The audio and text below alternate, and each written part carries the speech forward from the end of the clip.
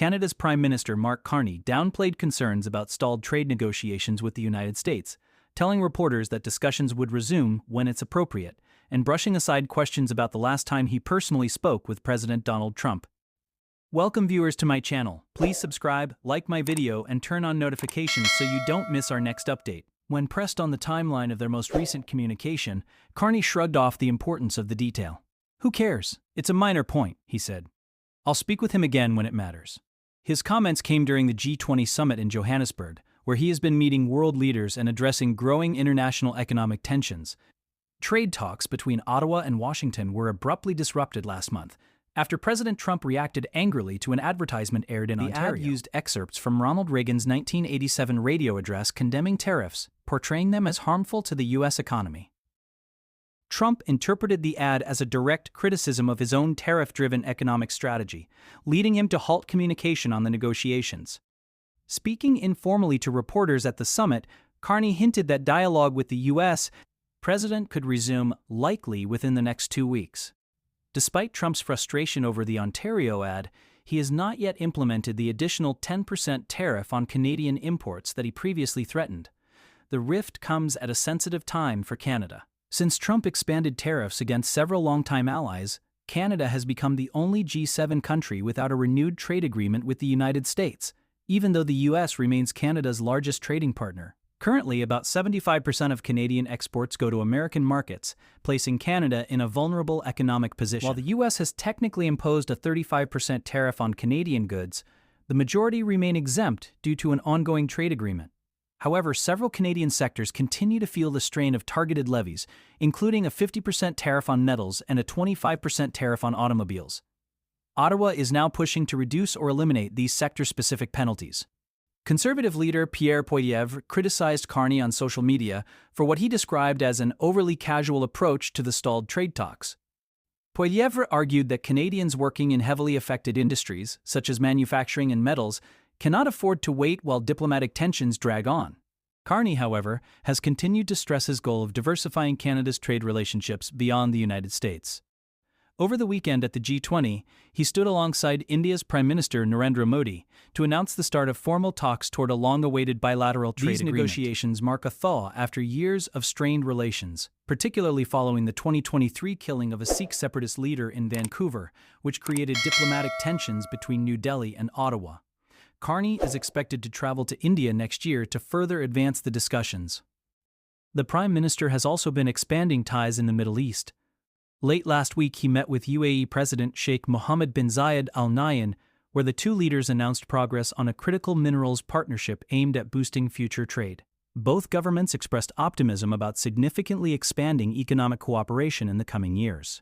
Carney has nevertheless faced criticism at home for pursuing deeper business relationships with countries such as India and the United Arab Emirates, which have been the subject of international scrutiny. India has faced accusations of interfering in Canadian affairs, while the UAE has been accused of supporting armed groups in Sudan's civil conflict allegations the UAE denies.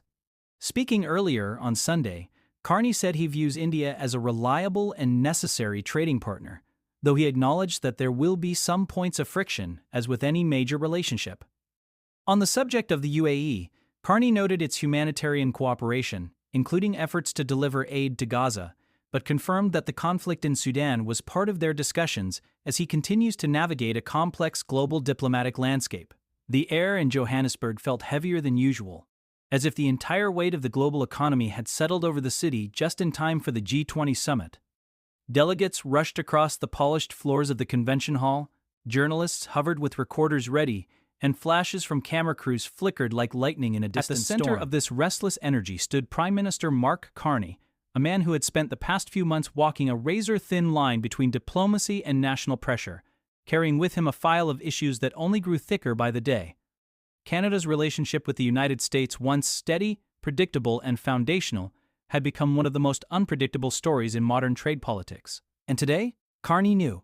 Every word he uttered would be dissected, amplified, and interpreted as a signal of what might come next.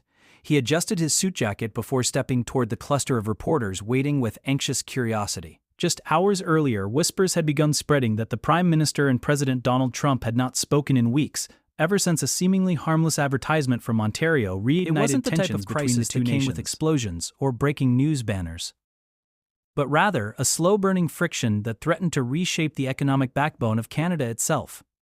Since the advertisement aired, one that used Ronald Reagan's voice from decades ago to warn against the dangers of tariffs, Trump had viewed Canada not as a cooperative ally, but as a provocateur challenging his policies. Carney, however, wasn't interested in rehashing disagreements. He had flown to Johannesburg not to dwell on the past, but to look for new pathways forward, even as those pathways seemed increasingly faint. As the reporters called out to him, one voice rose above the others, sharp and direct. "Prime Minister, when was your last conversation with President Trump?" It was a question designed to corner him, to force an admission that communication had broken down between two of the world's closest trading nations. Yet Carney's face remained unreadable. He allowed only the smallest pause before responding. "Who cares? It's a detail." The reporters exchanged glances, as if trying to decide whether they had misheard him. But Carney continued calmly. "I'll speak to him again when it matters." His words settled into the air like a challenge, a refusal to appear desperate or on edge. Still, beneath that composed exterior, Carney understood the stakes more than anyone. The United States was not just another trading partner. It was the destination for 3/4 of Canada's exports, the foundation on which entire industries depended: manufacturing, agriculture, minerals, automobiles. A shift from the White House could send ripples through Canadian communities within days, leaving factories vulnerable and workers anxious. And yet, here he was, brushing aside the question as if it were a footnote in a much larger story. Trade talks had been derailed abruptly the month before, and the reason was not some sophisticated economic dispute but the emotional reaction of the American president. An advertisement produced in Ontario, featuring no actors and no provocative commentary, had featured the crackling audio of Ronald Reagan warning that tariffs were harmful to America itself. It was a message rooted in history, but Trump saw it differently. To him, it was a humiliation, a public jab at the very policies he believed would restore the strength of American manufacturing. Within hours, he had frozen communication. And days later, the threat of an additional 10% tariff on Canadian imports loomed like a storm cloud over Ottawa. Yet the tariff never came. For weeks, Carney and his advisors watched, waited, predicted, recalculated. Despite the tension, despite the sudden halt in talks, Trump held back from imposing the new levy. It was a sign, Carney believed, that the window for renewed discussions had not completely closed. Speaking on the sidelines of the G20 summit, he hinted gently that talks could resume probably in the next 2 weeks, offering reassurance without promising more than diplomacy could deliver. Even so, this reassurance did little to calm the growing unease at home. Conservative leader Pierre Poilievre, ever ready to seize on a political opening, posted his criticism across social media. To him, Carney's casual tone toward the question of trade urgency was evidence of carelessness. "Tough luck," he wrote, referring to the workers suffering beneath the weight of sector-specific tariffs, 50% on metals, 25% on automobiles, as if their livelihoods were not fragile enough already. In many border communities, these levies meant slowdowns in production, uncertainty in contracts, fluctuating market prices, and families wondering what the next months would bring. But he had chosen a strategy that differed sharply from his critics. Rather than chase after the United States alone, he saw an opportunity to reshape the direction of Canada's trade economy entirely. If the U.S. wanted to impose unpredictable tariffs, then Canada, he believed, should reduce its dependence on American markets. And so the Prime Minister began nurturing relationships that had once seemed secondary: India, the United Arab Emirates, and other rising global players whose markets offered new possibilities. Just a day earlier, he had stood beside India's Prime Minister Narendra Modi, announcing the start of long-awaited negotiations toward a full trade agreement. It was a step that carried both optimism and risk.